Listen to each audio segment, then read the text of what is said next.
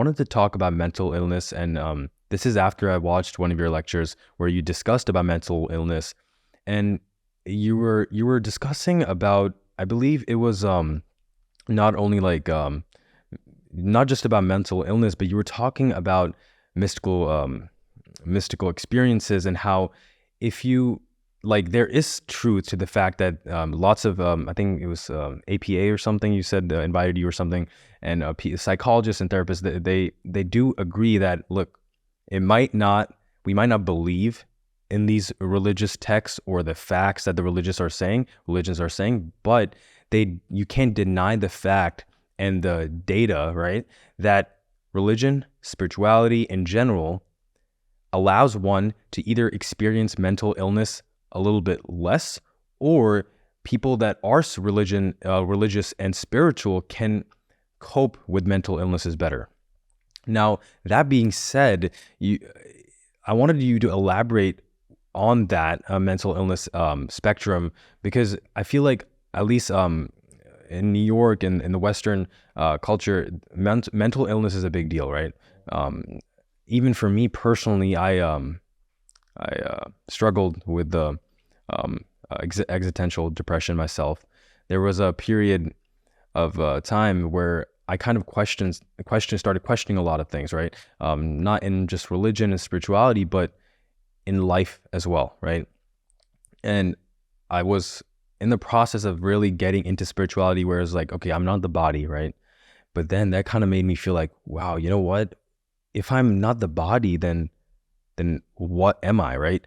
And being an actor, being an artist, a singer, being having to produce content that will be looked at by the public, right?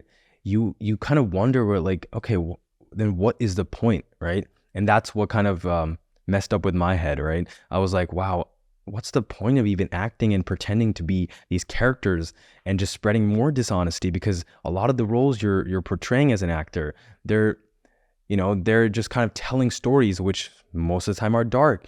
A lot of the times are not giving positive messages, right? There was a time where I played a cocaine dealer in a film, and I think I met you during that time. I had that crazy blonde hair, right? Now that part that's out of the picture now, but so that kind of like, it kind of takes a toll on your identity, and identity is a very big kind of subject in throughout the world, not just Western, because a lot of the time mental illness, depression comes from that struggle with identity. And for me, spirituality kind of helped me in that realization of identity. So could you please elaborate on that whole concept, not just for me, but because I feel like some people that might be watching this, because a lot of people that are struggling through mental illnesses, they kind of sometimes start to rely on spirituality because they're curious, right? Not about themselves, about the meaning of life, about truth, right?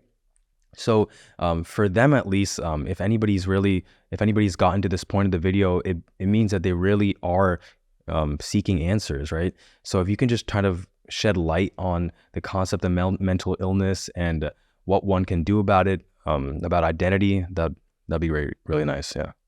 Yes, what you're referring to, I got this really interesting invitation from the American Psychiatrist Association, APA. Yeah, it's the most powerful body of psychiatry in the United States, in the world, I would say. And they have their headquarters in Washington, D.C. They invited people, leaders, faith leaders, religious leaders for a conference.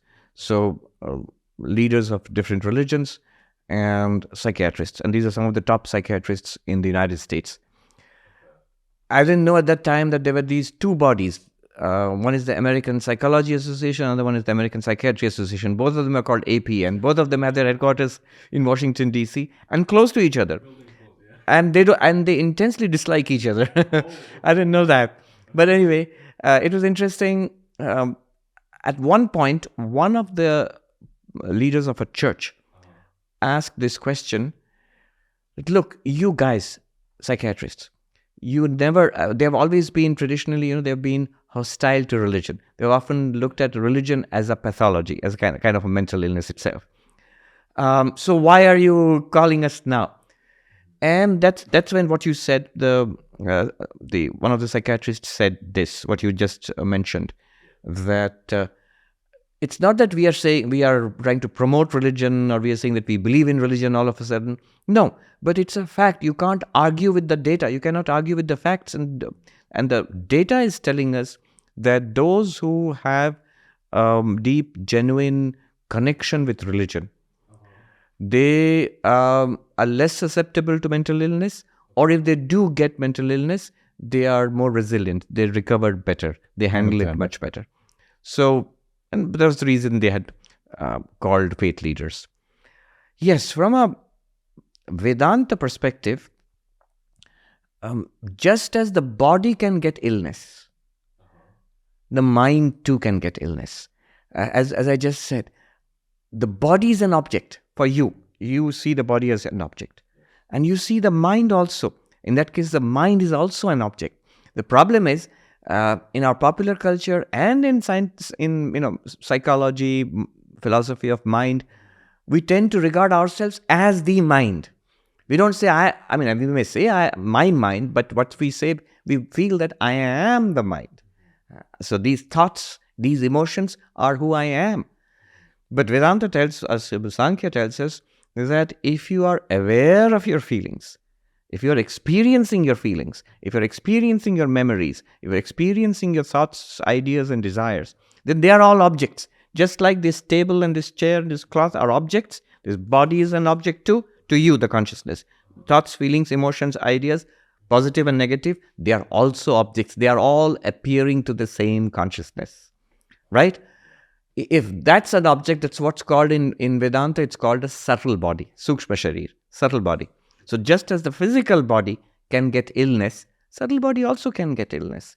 Just as you would then extend the idea of medicine, you would treat the physical body's illness with medicine, with proper diet and rest and so on. Exactly like that, you would take a course of treatment for mental illness. Take the help of a psychiatrist, take the help of a counselor, take the help of meditation, of devotion, of surrender. So spiritual and psychological means of helping us to overcome mental illnesses are most welcome. Why not? We have a stigma on mental, as if there's something terribly wrong with it. If physical illness is something that needs to be cured, so does mental illness. It needs to be cured. One needs to deal with it. You are not it. If there is mental illness, there's nothing wrong with you, because from a Vedantic perspective, you are that one same pristine, changeless, ever-shining awareness. If the body is healthy, good, you are the same awareness. If the body is unhealthy, all right, you're still the same awareness. If the mind is peaceful, you're the same awareness. The mind is restless, you're still the same awareness. The awareness has not become restless. It's the thoughts and emotions which have become turbulent. Wow. Okay. Yeah. So, and we find, though the purpose of yoga, the purpose of meditation, of devotion, of jnana and knowledge, philosophy is not, the target is not to cure mental illness, the target is enlightenment, but it has the very welcome effect of helping us through these ups and downs in life. Wow. And I really like the fact that you touched base on the treatment side of things, that if someone is going through mental illness, treatment is something that, that's what you go for. That's what the doctor will tell you, or the therapist would tell you. Now, I actually spoke to Sadhvi Bhagwati-ji. I don't know if you know who she is. Yes. From Paramat Niketan. We have met. She visited us at the Vedanta Society recently in New York. Oh, wow. Oh, yeah. I think she was in New York. Yeah. That's great.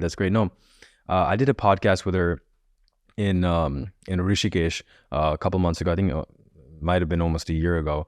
But I asked her the same question, and I wanted to ask you as well, just because I feel like people that aren't that might be watching or come across this video that aren't just like asking questions completely about spirituality, but are going through mental illnesses and just want to know that why, because a lot of times this happens. Now, medicines, and let's say for example antidepressants, right, Bupropion or something, sometimes it always doesn't work, right? It's not like it's a complete cure. And a lot of people are still struggling because they're like, oh my God, man, I don't know what my life is. I can't do anything about this. Okay, I got Bupropion, the doctor said this, let me take it. 1 month passes, 2 month passes. Then they're like, why don't I feel better? So in that aspect, when I asked Sadhvi Bhagavati Ji, she said she didn't completely radical say no to medication. She's like, okay, you can take it, but she said you should not be dependent on it, and you should also go to spirituality for answers. So could you also elaborate on that for people that are either curious or going through mental illnesses and want to know why the medicines are not working and what else they can do to kind of feel better about themselves and bring meaning to their life, Right. You're right, there's a crisis around the world, especially in the United States. I was watching a talk by Jonathan Haidt, a very well-known psychologist, and he gave a talk about mental illness in the universities in America now. In Gen Z, he was saying it's up to nearly 30%. This is incredible. There's 30% of university students in the United States are reporting some kind of mental illness, some form of it. Now, the response often has been over medication. Sudden reliance on just to take a pill and it'll be all right. Well, you take a pill, it might be a little better at best. It will not be all right. Because the roots of mental illness are ultimately in philosophical confusion and spiritual darkness. So you have to throw spiritual light on your life. It has to make sense. You have to have a deep sense of spiritual well-being. From that flows mental well-being. In Vedanta, for example, we talk about the 5 layers of the human personality. So there's the physical layer. This is this body, which is called the Annamaya Kosha, which literally means something that's produced, modified from the food that we eat, the water that we drink. That becomes this body. Then we have a subtler level called the pranic level, called the Pranamaya Kosha. Pranic level, okay. Then we have a mental level, emotions, thoughts, memories. That's called the mind level or the Manomaya. Then we have an intellect level, which is the Vijnanamaya. Our identity, our understanding of life, about the world, about ourselves, it's all there. And then we have a deeper spiritual self called the Anandamaya, the bliss level, Anandamaya, the bliss sheath.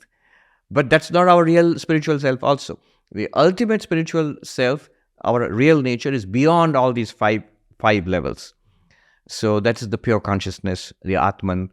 That's what Vedanta talks about. Now, why I'm saying this is, problems at a subtle level will always become manifest at a more physical or more gross level.